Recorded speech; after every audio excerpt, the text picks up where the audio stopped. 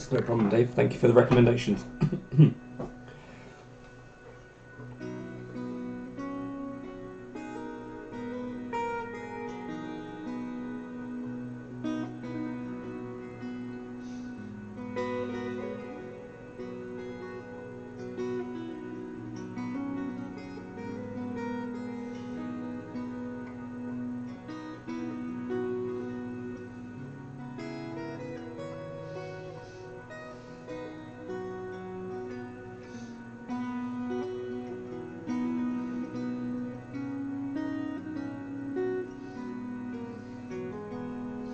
Got any ideas for videos that I could do, Dave? Give me a shout, because I'm wondering about what to film today. I'm not really working on anything. I'm just noodling around. But that tune is Rylan by Andy McKee, I think.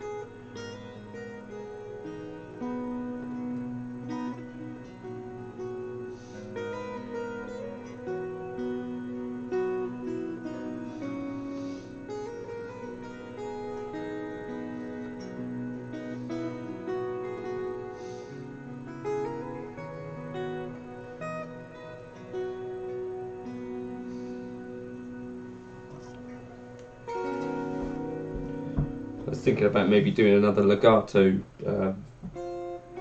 lick thing.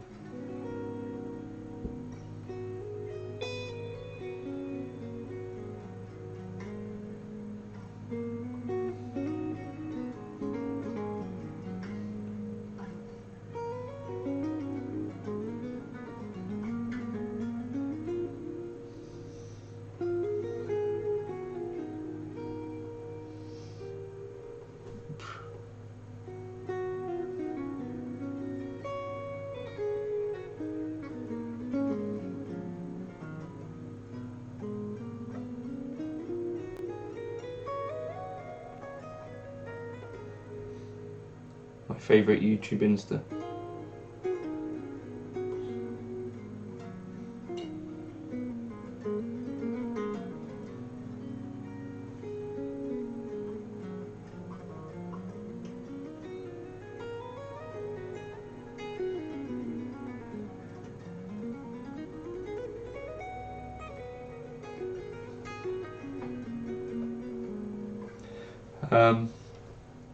Yeah, or musicians in general, because there are a couple of non-guitarists that I do think have useful YouTube stuff.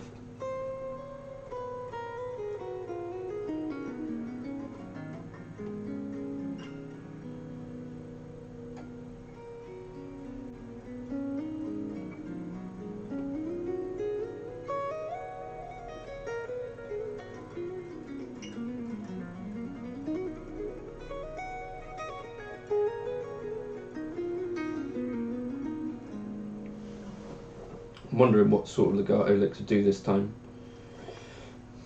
Something I was messing around with yesterday was kind of trying to do some 3-note per string stuff with melodic minor. That wasn't right.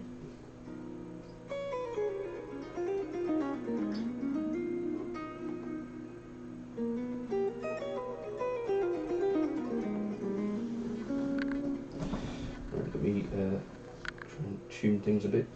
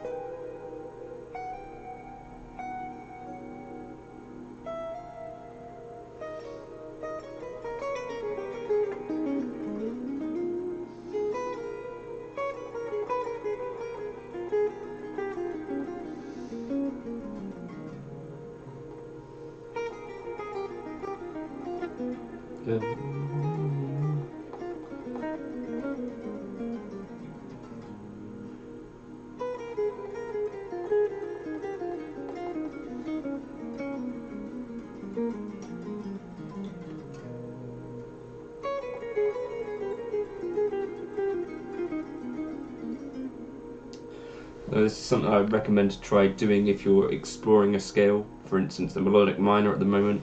It's kind of good to try and play all over the neck and do kind of sequential things that aren't just playing the scale up and down.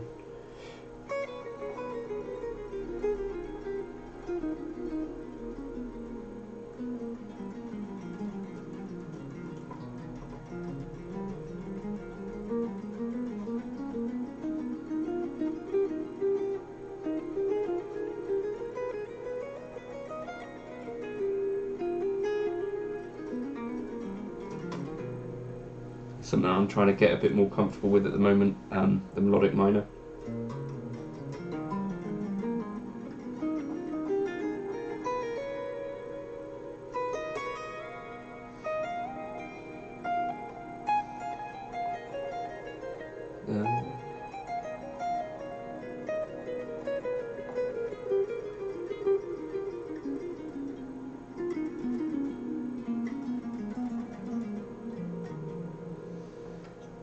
I don't know if they have a Shrunksteen. I feel like they have a.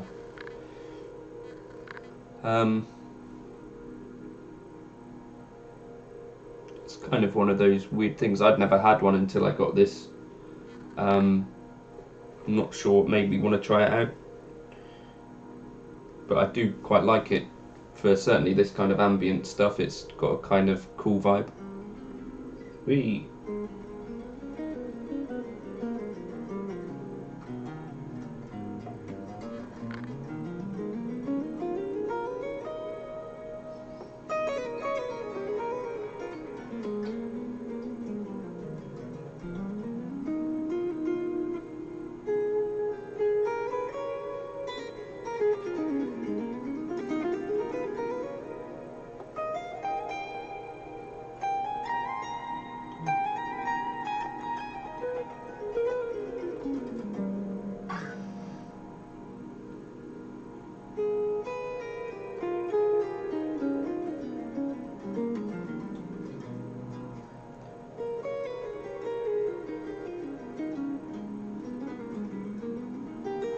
It does kind of make you play a bit differently, I think. I'm not sure that maybe the pickups are hotter. It's a bit more jangly than a Strat, I think. I don't know. It's a bit of a weird one.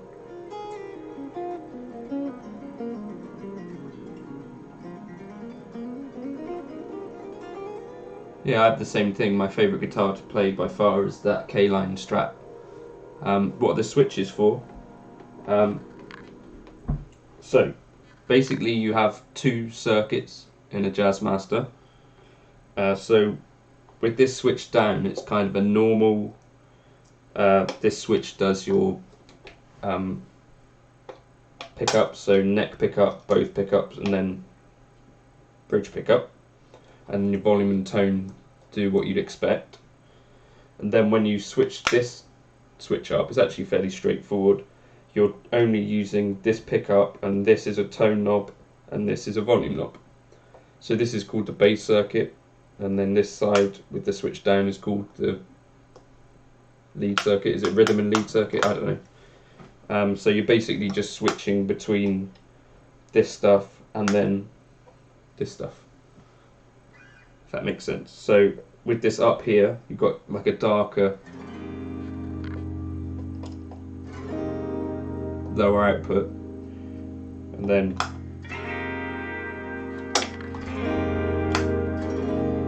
so even on the neck pickup, which is what this bass circuit is, it's got like a darker tone. That's basically what those switches do.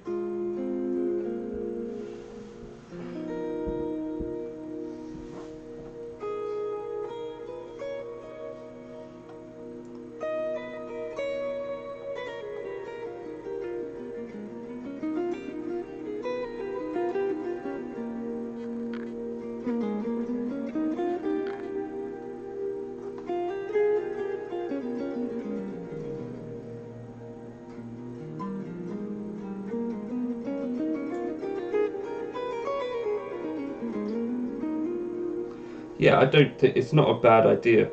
To be fair, I think on some of the other ones you've got like switches as well for turning pickups in and out of the circuit on some of the Mustangs and things like that.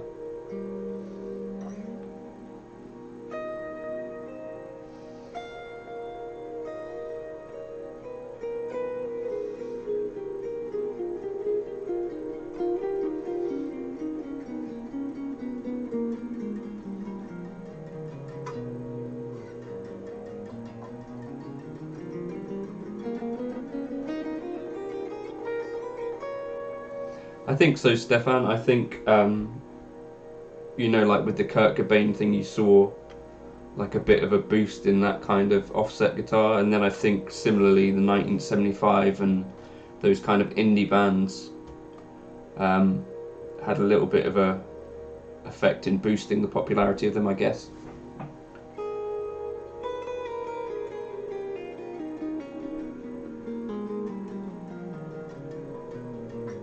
Although I wouldn't say you see many kind of um, serious music type stuff on them. Not much jazz or not much kind of shred stuff. I say serious music, I didn't mean like that. But yeah, Novo I guess are one of the kind of higher end ones that you do actually see kind of blues and kind of fusiony players starting to use. But like a standard Jazzmaster, I don't think you see much of people playing them outside of like pop or rock or punk. The Les Paul, yeah, I don't find them easy to play at all. I prefer the Rev Stars. The reason that I bought them was that I wanted something as a replacement for the Les Paul that had a coil split as well, or like the dry switch, because I don't really like humbuckers in general. So the Les Paul I find a bit of a difficult thing to play, given that it is humbuckers, and then also the upper fret access is a bit tricky. So the Rev Stars are now doing that Les Paul job for me.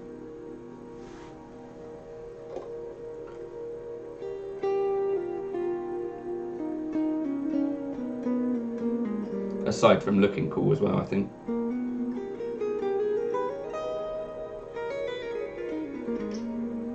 Oh yeah, and Stephen, on that note, I kind of grew up listening to Thin Lizzy, and I always thought I wanted a Les Paul and that'd be like the guitar for me. And then I played one and I was like, oh, it's not really the guitar for me. So.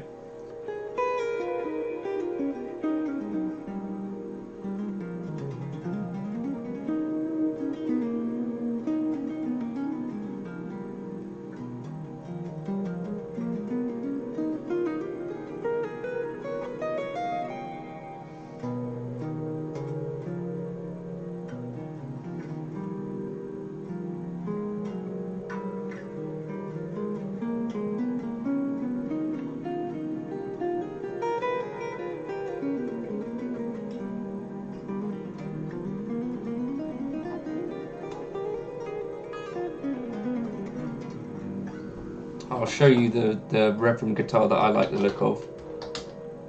Well, so I really like the look of the Reverend Eastsider S. So it's the telly with the tremolo on it. I like the look of that. And then I saw the Waitress in London, and that guitarist was using is it one of the hollow ones?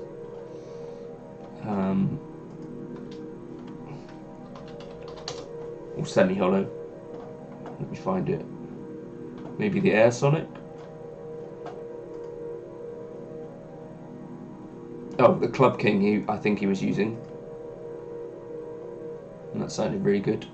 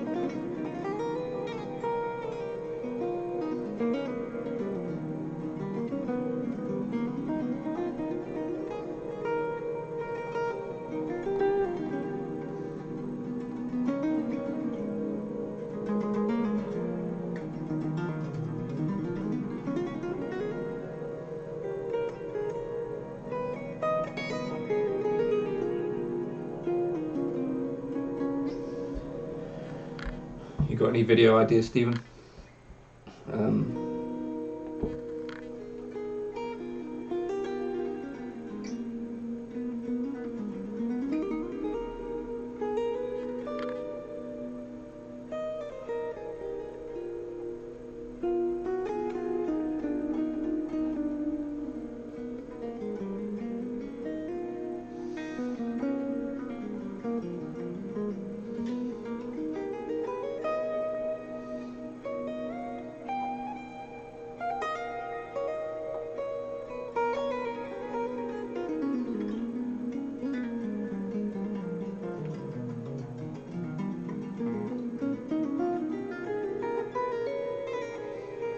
Yeah, that thing about guitars having their own look, I did kind of dig that about the Revstars as well. I think they've got like a really cool vibe to them, got a good look, and it's kind of something a little bit new and a little bit fresh when there's a lot of people out there kind of just teaching my dog's moves, making like a Strat or a Tele, you know, making parts casters and that sort of stuff and selling them for a lot of money. I think it's kind of nice to see kind of a boldish design from someone like Yamaha.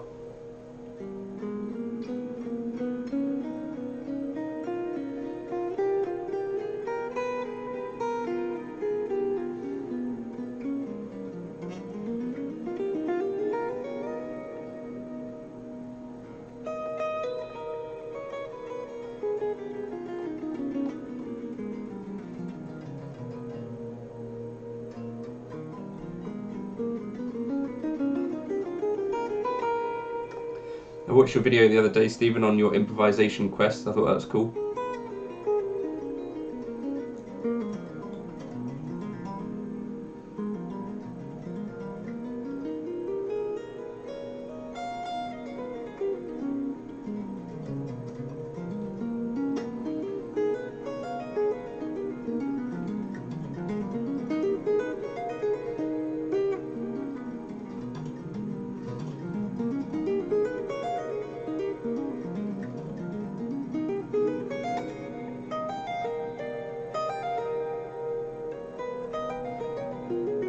Nope.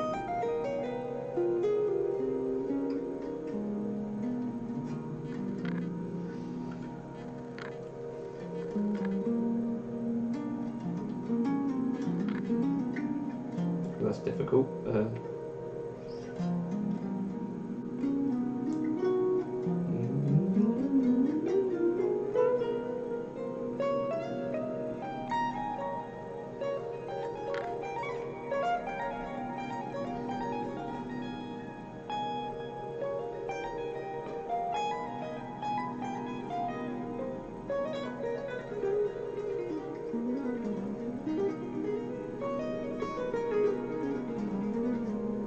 What was it that you were trying to do with the Circle of Fifth stuff?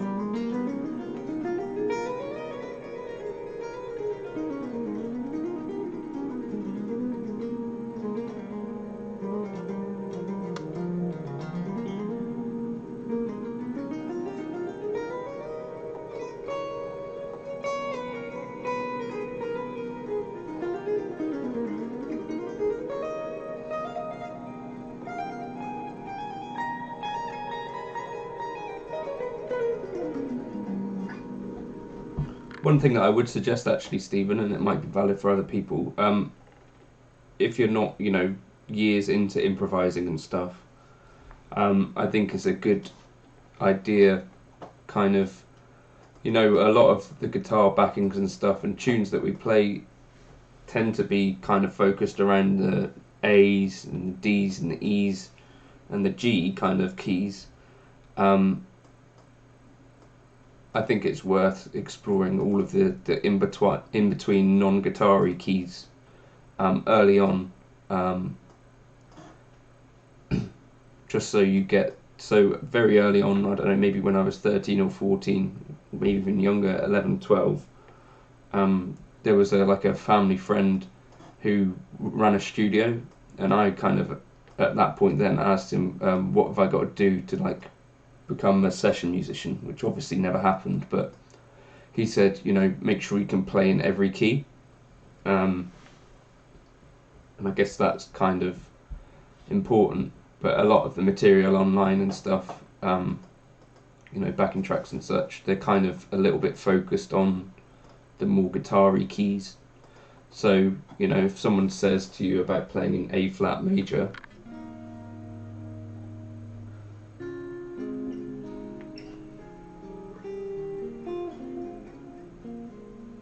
so it might be worth, you know, if you have got that thing, maybe make like a backing track which takes you just through all of the unfamiliar keys as well. So something like, instead of going through all of the keys, you could make a shorter one that just takes you through the ones you're not as familiar with. That might be an idea. So you might have something that takes you through like D flat, F sharp, you know, weird keys, A flat a bit. Other kind of keys don't we play too often. I guess E flat is relatively, I don't know, I think that's something that was worth checking out.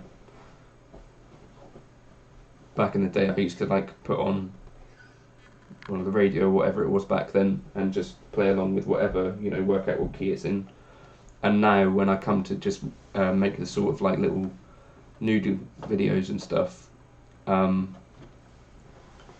I'll just pick a key as I sit down. It doesn't really take any thought. I just say, alright, I'm playing in A flat.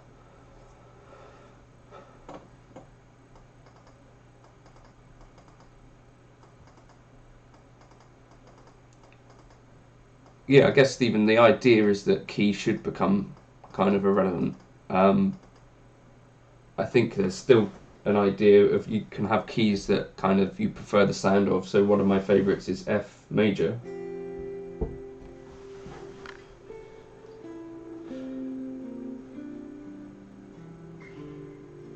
So my favourite key, I think one of them is F major.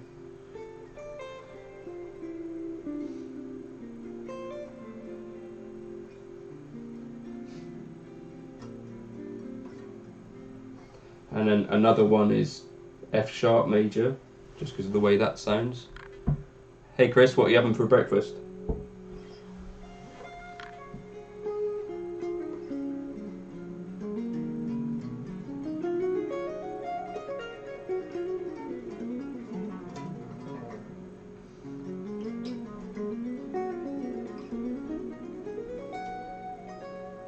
So F sharp major I really like the sound of as well, and D flat major is pretty awesome too.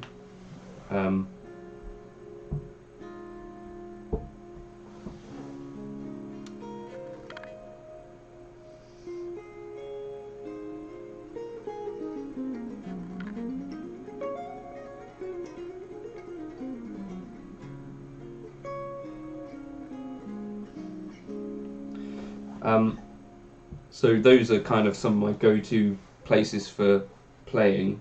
I do kind of less kind of prefer playing in E minor as one of my least favourite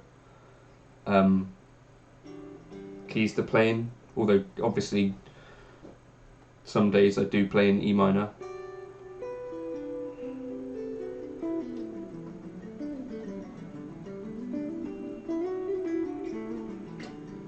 Yeah, I'm in the same boat, but I think that's fine because as a 14-year-old kid or whatever, growing up without so my favourite players growing up were like Thin Lizzy and Gary Moore, so I guess there was some of that blues stuff in there. But in terms of your normal kind of just the more basic-y bluesy pentatonic-y stuff, I did kind of skip that. Although again, as I say that, I remember that I did have an Eric Clapton greatest hits cassette that I used to play along with. I used to really like Wonderful Tonight, and it's got cocaine on it and stuff. So I think I skipped that. I don't eat breakfast, Chris.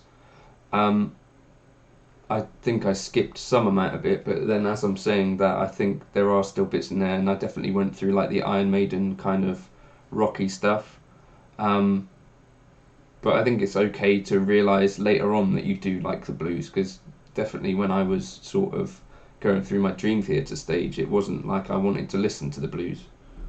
I kind of didn't really figure out that it was actually kind of a little bit more difficult than Dream Theater in a lot of other ways. Then when I was maybe 18 was when I was getting into jazz and stuff. When I discovered players like Larry Carlton and Robin Ford, and then that kind of got me to think, oh, maybe the blues is fine. And then from that, you can even like go to even more kind of, they're less shreddy, less complicated players like John Mayer now I can listen to, and I really appreciate his playing. Go back and listen to players like Steve Ray Vaughan and Jimi Hendrix. But then if you speak to some blues players, like I've got some friends who play blues and stuff, they kind of miss that they can't do any of the kind of shreddy stuff. So I guess it's more of that kind of, you're always looking at what other people are doing.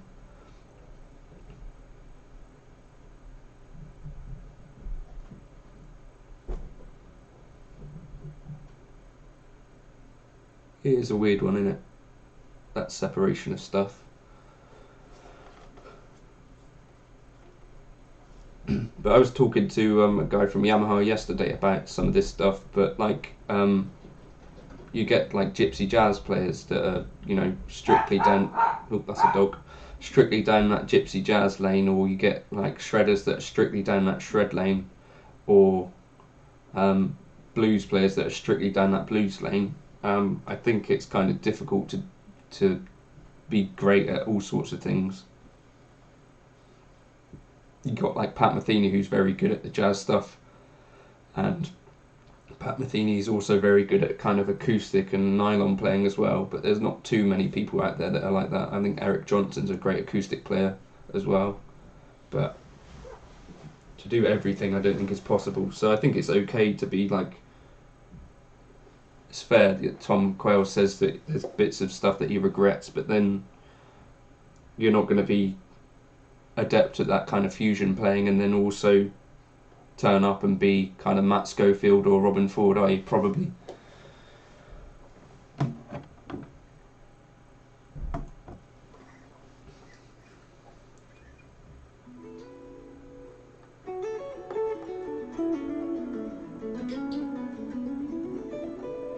I think also when you're younger, my mind was kind of a bit closed off to some of this stuff and kind of a bit snobby-ish, like that blues was simple or whatever.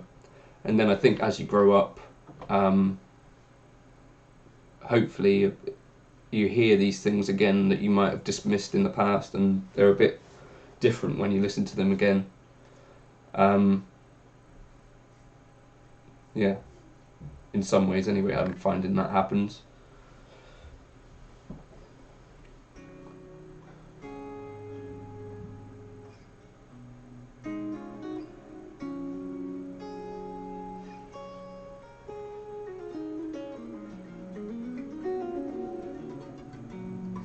But I also do think you probably have to, at some point, kind of get to the stage where you realise that you can't be everything.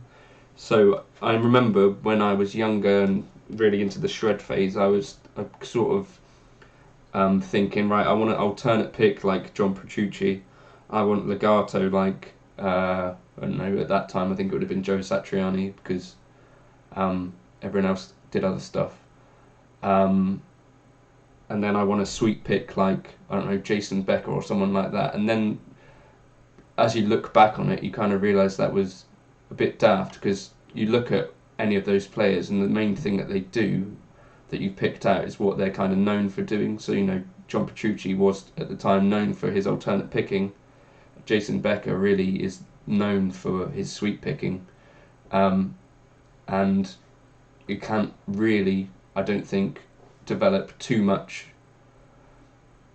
There are players that can do a lot of it well, but I don't think you can develop that kind of everything concept. That doesn't make too much sense. But like Alan Holdsworth is a lot down a rabbit hole, and if he came out of that, I'm not sure he'd sound amazing playing lots of other stuff. Does that make sense what I'm saying? I did watch his interview with Rhett. I enjoyed it, yeah.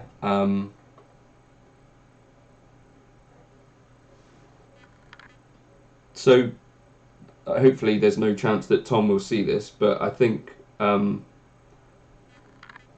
it's common in a lot of. I certainly think it sometimes. You think like, why have I spent this much time focused on guitar? Now, obviously, I've got nowhere near the level of success that Tom Quayle has, or the playing ability. But you think, I've spent a lot of time on this one area of whatever you're doing, and it doesn't necessarily always seem that rewarding. And I know there's interviews that I've seen with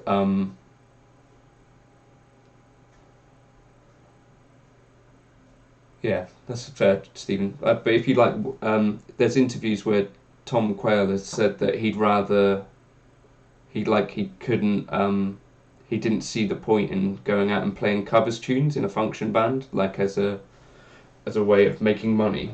I don't think he wasn't like besmirching it. He was just saying for him it wasn't something that he wanted to do, which I could kind of see as fair. But to me, in my mind, I feel like I could go out and play Mr. Brightside, but if it's with 3 friends, to me that's a little bit more enjoyable than potentially doing a clinic to a backing track. If that makes sense. Now, obviously, that's not all that Tom Quayle does, but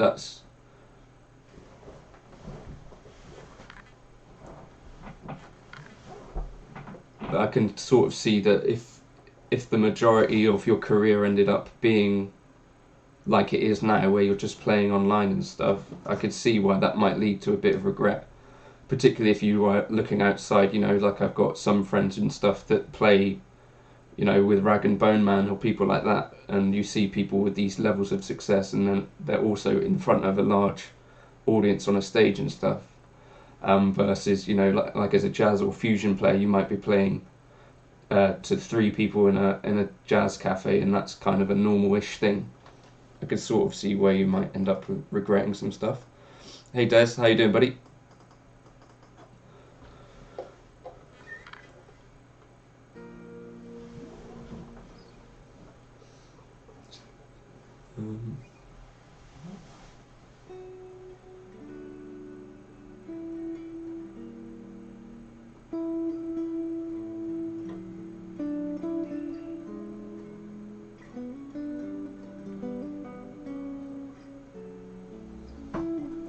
The other thing is, Stephen, if you listen to early Alan Holdsworth, he didn't start being the Alan Holdsworth that we know today till he was kind of into his 30s, I think. You can listen to some earlier stuff and it's great playing, but it doesn't sound like New Tires on the Van. It doesn't sound like that Alan Holdsworth that we know. So I think it's okay. Some people. It's not my birthday yet, Chris. See you later. Have a good day, buddy. But I think it takes some time to find that thing that you're going to do, if you find it. So it's kind of interesting to listen back to old players. If you listen back to old John Petrucci, for instance, he sounds a lot like a cross between Steve Vai and Yngwie Malmsteen. So I think it just takes time to find your voice, and probably around the age of 30 is there's still plenty of tread on the tyres, and it does.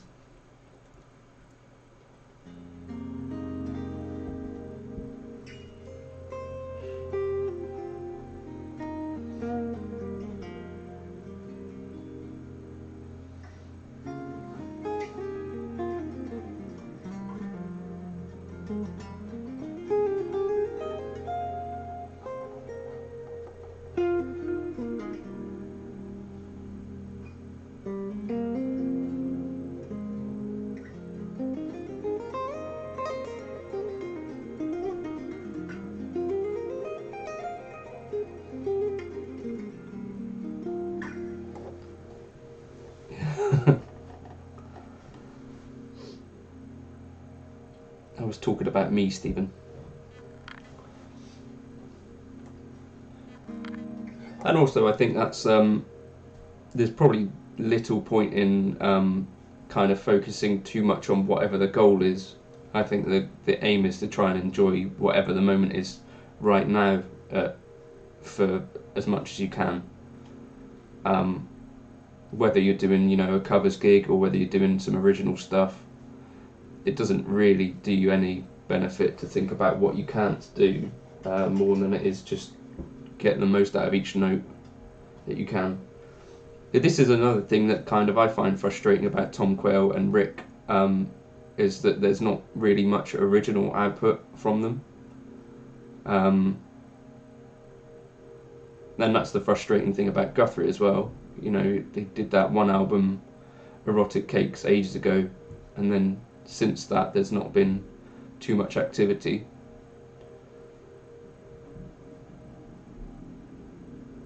And that's certainly from people that there would be an audience for. It's not like it's me where there's no one really listening to my stuff anyway, so it's irrelevant. But that is people where there is like people are asking for recorded stuff from them.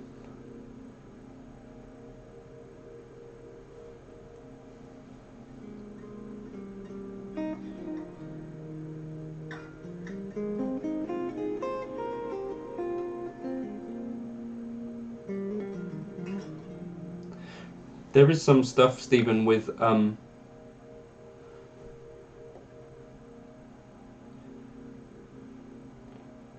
well, yeah, but it could pay the bills for those guys because they have a large online following and stuff. So I mean, they would get some amount of traffic anyway. You know, they teach as well and they do the online courses and stuff, but that doesn't mean that you've got no time to do original stuff necessarily, does it? I don't think.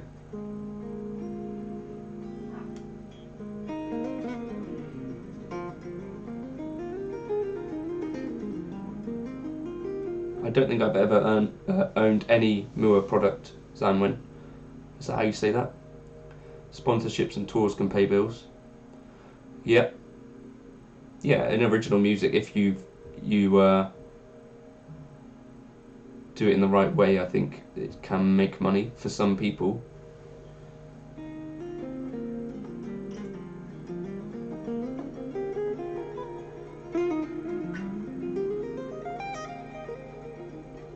Cheers, Stephen. Thanks for dropping in. Jürgen, anyone know what Guthrie is up at the moment? I think he does this Aristocrats thing as well, which is like the fusion band with Marco Miniman. I think he does that, and doesn't he play with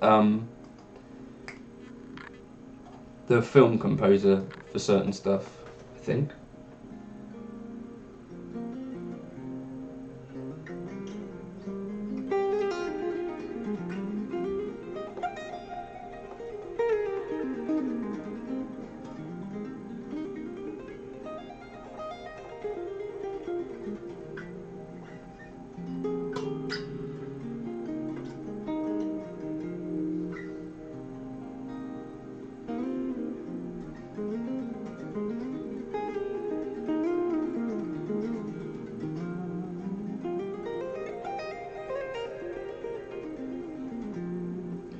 I'm drawing a blank on whatever the name of the guy is. The guy who did the music for Batman. Hans Zimmerman. I think he was doing stuff with that orchestra for some stuff, wasn't he?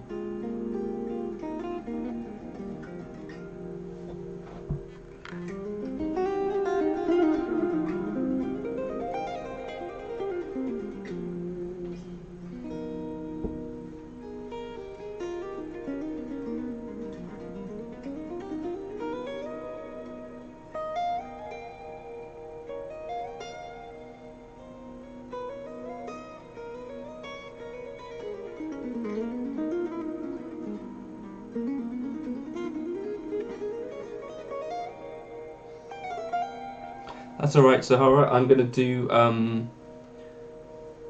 I'll do one with the Hot Rod edition as well at some stage. Always fun to do the Pocket Pod stuff. I think it sounds really good for certain things. That black panel setting I really like.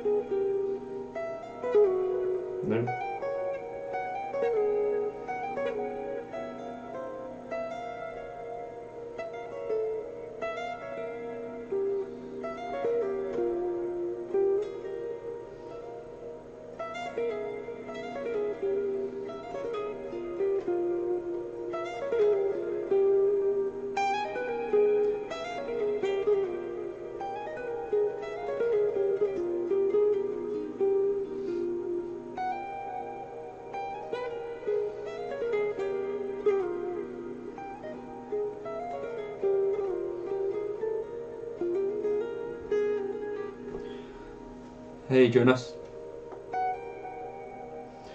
I'm just trying to figure out some stuff in A flat melodic minor and trying to get my head around the sounds a little bit.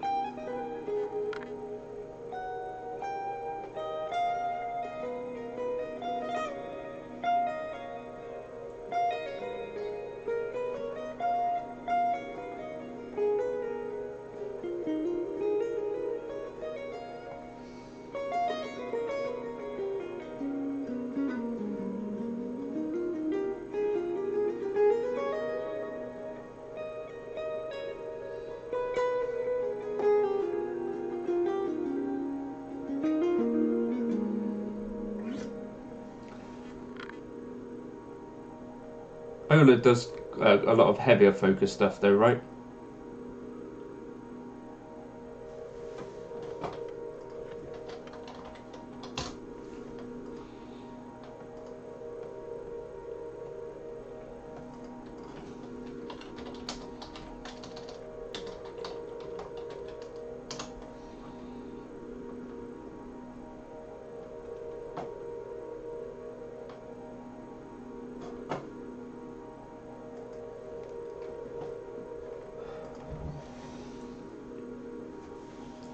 The thing that I found with the Pocket Pod is that all of the presets on it, except for one or two, do sound a little bit kind of fizzy and a bit rubbish.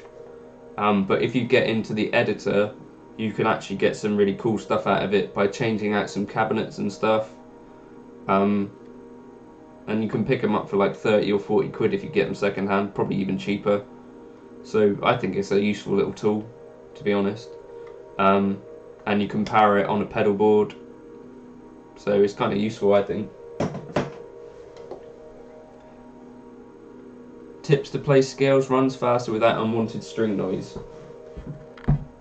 So you can mute from 2 positions. Have you played on any records beside your originals that we could listen to? This band called... Well, if you go on Spotify and... Well, let me... Spotify... But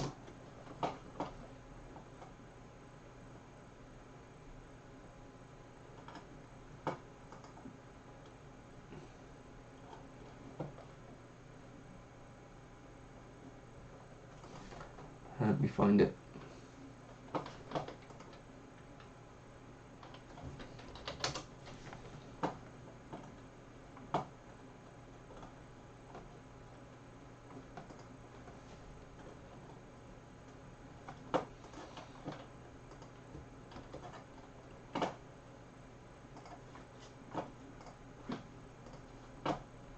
There you are, Jonas. That's my playing and writing on that stuff. It's a band, electronic band that we were writing pop tunes and stuff. Aside from that, no one likes my playing enough to ask me to play on anything. Well, except for one thing that I can't tell you about yet. Unwanted string noise. So, my advice if you're practicing scale runs, probably practice with the amount of gain that you're going to be playing if you're interested in knowing how much string noise will show up. I know some people advise to practice, clean, but if you're playing clean, you might find that some stuff doesn't show up that will when you put gain on. So let me...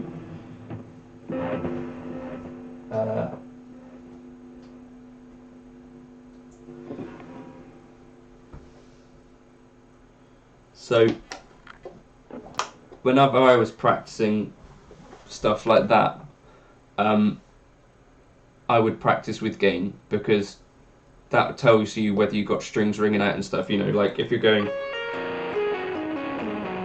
everything jumps out. So you know when you're playing with gain whether you've muted the strings. I think to a bit of a larger extent.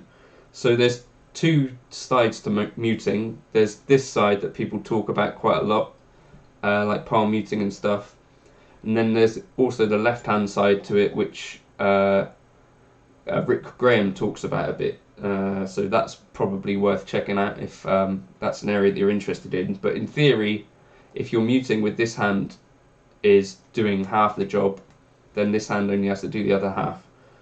So things to try doing that will be quite challenging is try to like hammer on a note out of nowhere and do it in a way that's clean enough that you're not getting loads of string noise. So let me try. So put your volume all the way up, and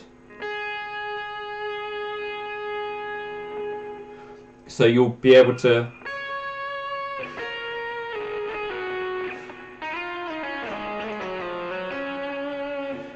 oh sorry, I was using that hand there.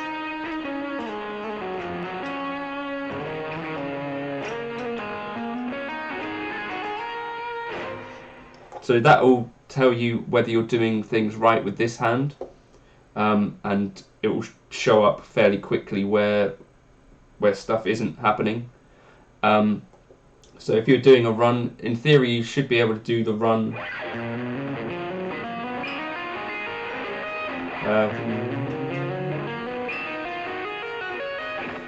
So maybe with this hand you're focusing on muting the strings that you're coming off, I think.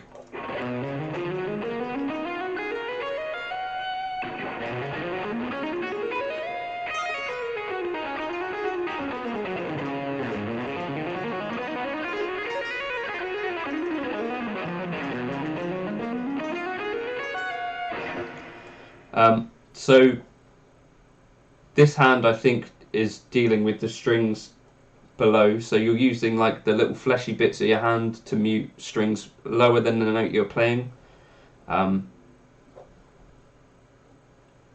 then this part of your hand here ends up doing a bit of the muting job on anything above the note. Does that make sense?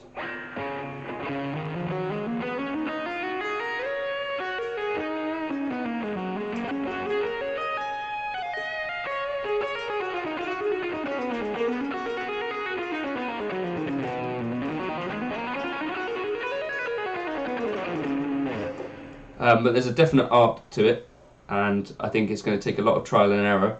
And for you, because everyone's hands are slightly different, you know, you might have shorter bits and all of that sort of thing. Yeah, I think maybe it might be, if I could figure out a title that would get people to actually bother to watch the video, maybe I'd do something on it. Something like Throw Away Your Fret Wrap or something like that. I do think fret wraps in general, I think, seem to be, I guess there's not anything inherently wrong with using them, but it's not going to improve your technique, I don't think. And it's going to kind of hide the fact that there is this whole muting technique which is important, and it's sort of hidden, I think. So yeah, trying to do things with just the left hand,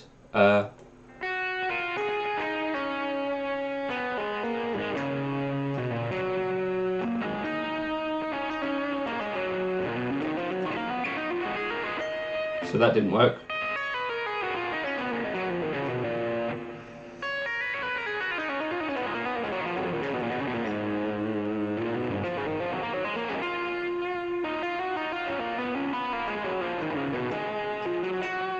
It becomes quite clear when you do lots of string skippy stuff where the right hand is needed.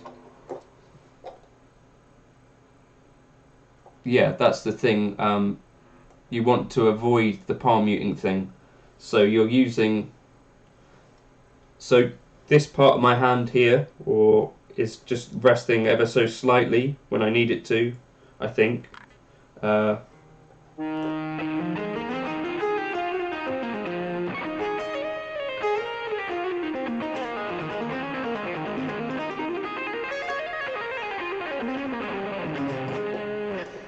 Yeah, so this hand is resting, but I think it's really only dealing with the E, A and D string more than anything else, and then the fleshy parts of my left hand are dealing with the bottom strings.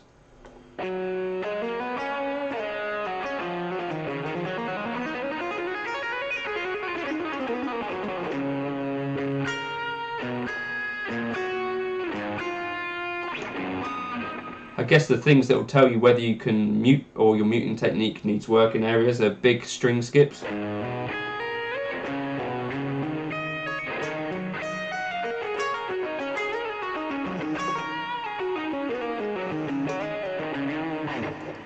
But I think gain is sort of the key to hearing for definite whether you're actually muting those strings or not. So that is one little recommendation that I'd say, that it makes sense to practice this stuff with the gain on if you use gain in your playing, I think. I don't know, is that a topic that I should try and do some more videos on maybe?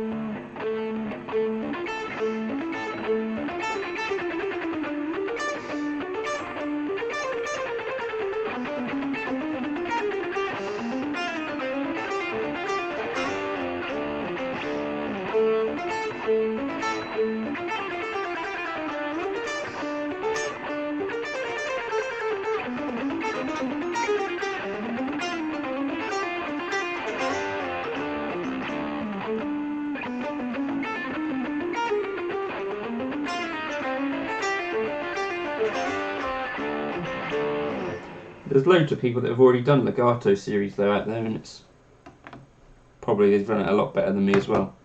Like Tom Quayle's got loads of good stuff on legato. If I remember correctly, you were talking about putting out some kind of mixtape this year. I don't know. So the idea was that I'd just take the some of the YouTube kind of jammy stuff and put that on something, you know, my improvisation-y stuff. Because I do all of that looping stuff, and I don't know if I would maybe find 9 or 10 of them, stick them on. I don't know. Does anyone want to hear any of that stuff from me?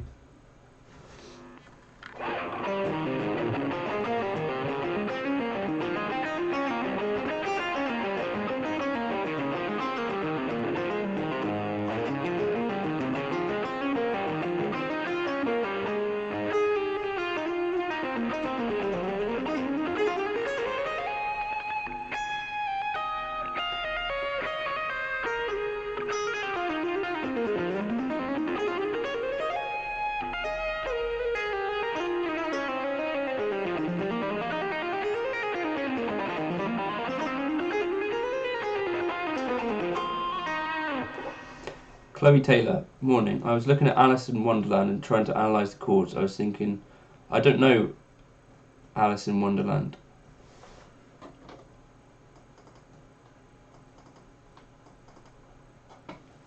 What is Alice in Wonderland?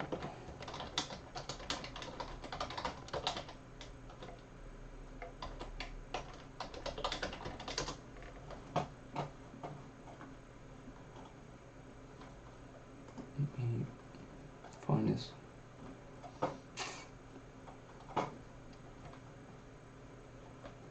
Right, I've got a lead sheet here for you.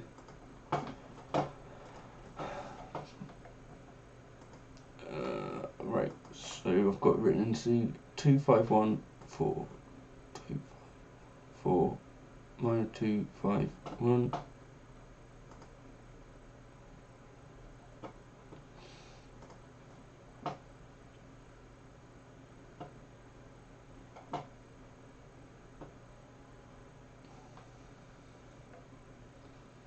Yeah, I'd say that's about right. So we've got D minor to G7, so that's 2 5. Then the 1 is C major, the F major is 4. Then the 7 is, yeah, like you say, a minor 2 5 1 of the B minor to E7 to A minor. Then in this sheet I've got an E flat 7, which is a tritone sub for the D7. So yeah, and then we go D minor G7. So that's again a 2 5. Then E minor 3 6. Then D minor G7 2 5. Yeah. Correct.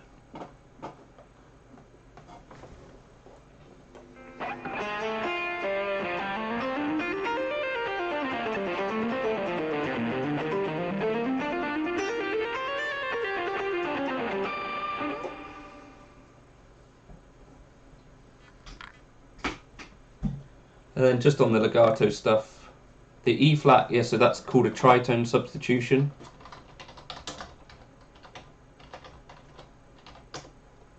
If you want to Google that, it's a little bit of a confusing thing, but I wouldn't bother worrying about it too much. But basically,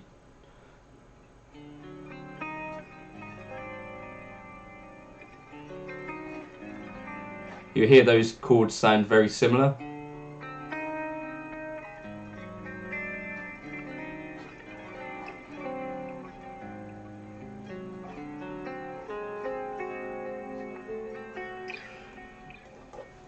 It's called a tritone substitution anyway.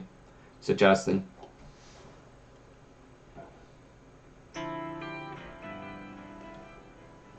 got lots of delay here.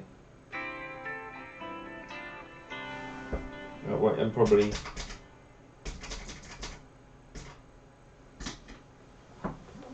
Yeah, so if anyone's got ideas for videos, do jump in here and say them. That muting thing seems like a good topic, but I think I have to come up with some sort of catchy title to make it not disappear into the YouTube abyss.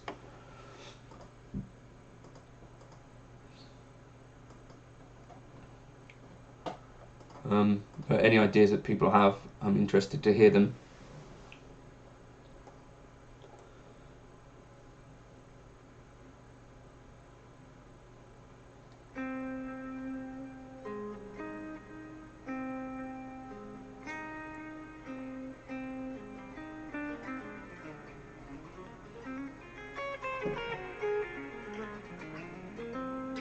Oh, cool. Pour some juice.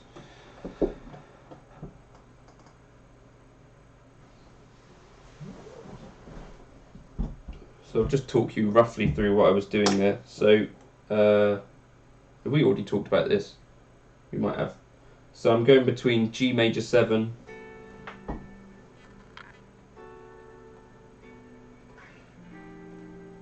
and to this F7. So the altered scale that I'm using is the one that's built off of the 3rd, not the one that's built off of the 5th. So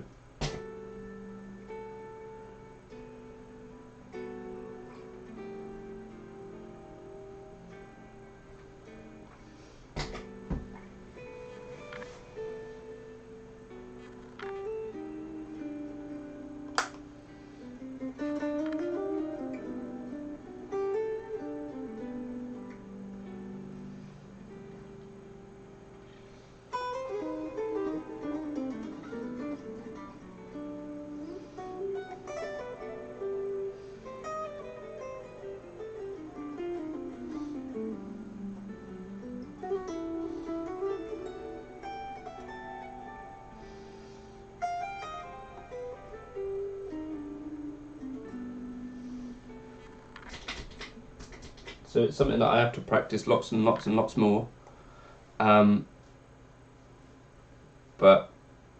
I think that's one of the cool ways to kind of practice it. Yeah. And then the other thing that I'll do is I'll alternate between doing that and then just playing over the frozen whatever it is that I'm implying. So I'll just play over the altered thing and make that kind of the world for the improvisation. So what's this one?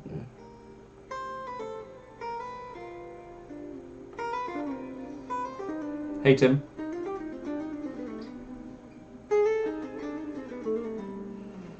So by freezing the altered scale, we can stay in it for a bit longer than we normally do in each song, if that makes sense. Because normally it's just like a little passing moment. So I like to freeze it, and then I'm staying in that kind of mode. Not that mode, but I mean like that way of thinking. So you can get familiar with the sound.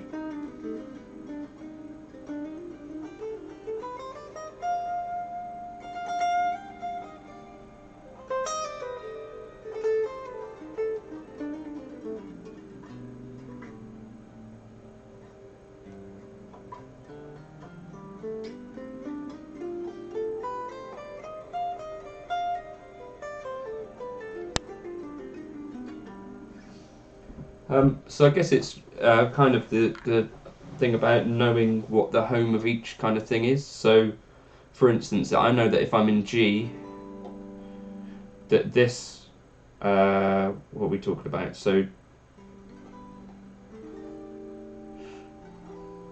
that stuff comes from the same home.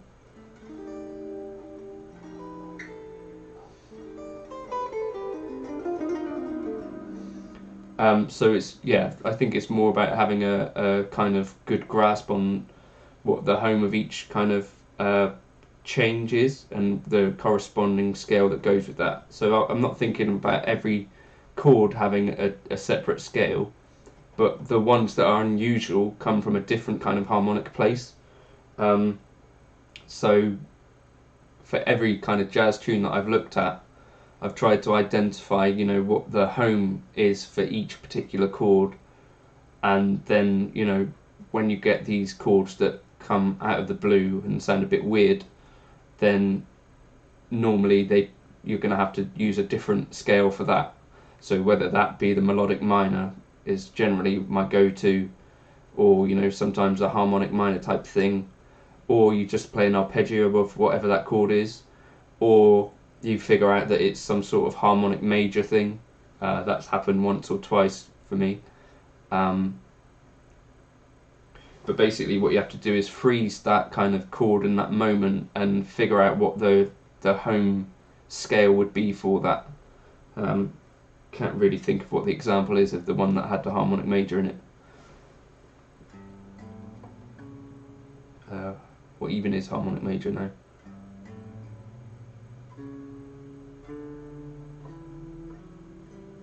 You have a question about chords? Go for it, Tim.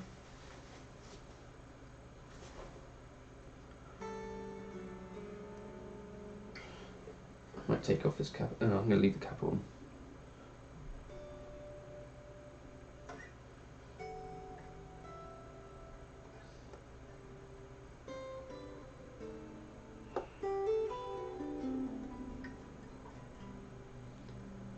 What is a harmonic major? You got the very fifth, is it? I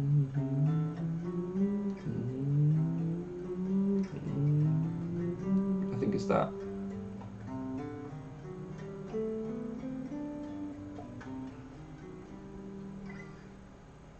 Yeah, so Tim, what you're finding there is you've got an actual minor scale. So the one that we use in pop music a lot is called the natural minor scale. So in A minor you might see an E minor, and that is actually a mode of the major scale. So for instance, so A minor, right, just follow me a second for this. So C major, if we harmonize the major scale, we get C major, D minor, E minor, F major, G major, A minor, and then the B thing, C, yeah? So A minor, E minor, D minor, F major, C major.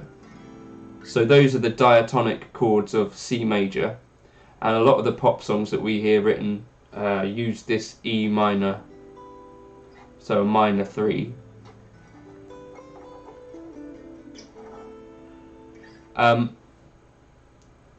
So that isn't necessarily what I would think of as a real minor thing. So what I would categorize as real minor would be what you found. So A minor, you'd have an E major. So that comes from a place called the relative minor. So the relative minor of C major is A minor, and the rule is that you raise the 7th, I think.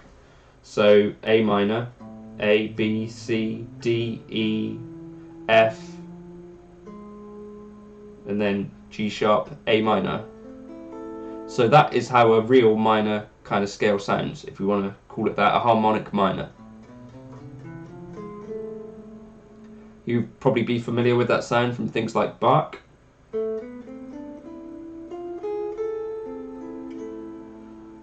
Tell me if that follows, or...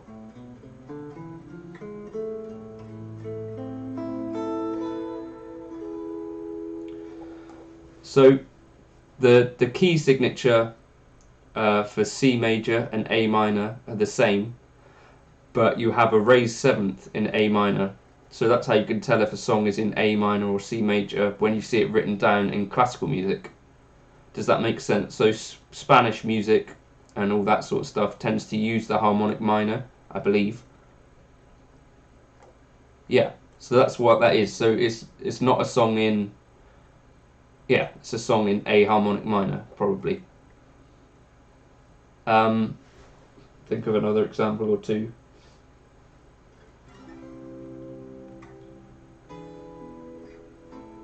So you hear that movement quite a lot. So you go from like a C major to an E major 7 to an A minor.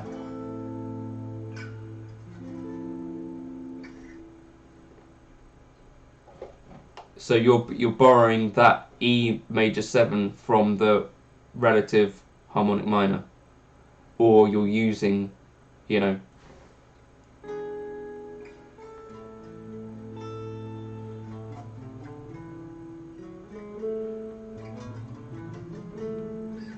so yeah, that's what's going on there.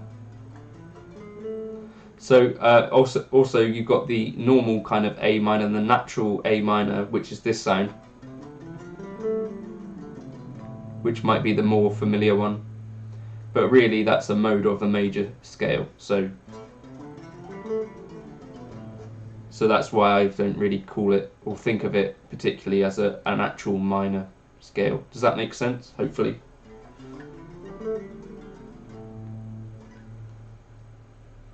Other things you hear, so if we're in C major, you sometimes hear an A major 7 and then resolving to the D minor.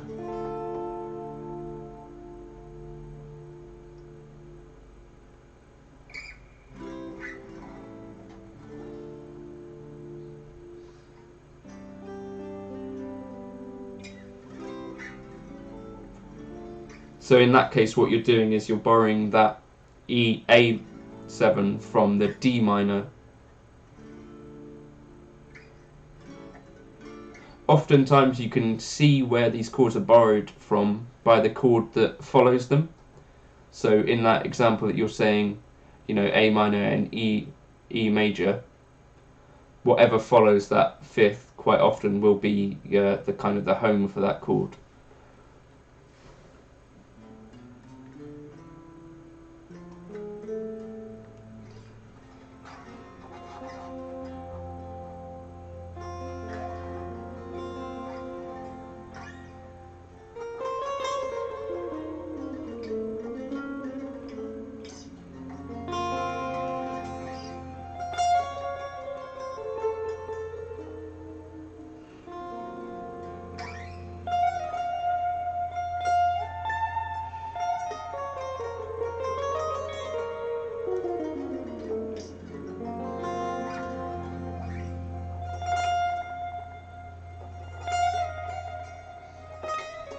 Right, I've got to go now actually, I've got to go walk the dogs. Right, I'll catch you all soon. If you've got suggestions for videos, please leave a comment somewhere on the channel and I'll get to them. And I'll catch you all soon. Thank you for stopping in. If you could do the liking and subscribing thing and sharing my channel around a little bit if it's helpful in some way. Tim, if you've got more questions on harmonic minor and that sort of stuff, feel free to drop me a line. I'm going to go walk the dogs. Catch you soon. Stay safe. Wash your hands.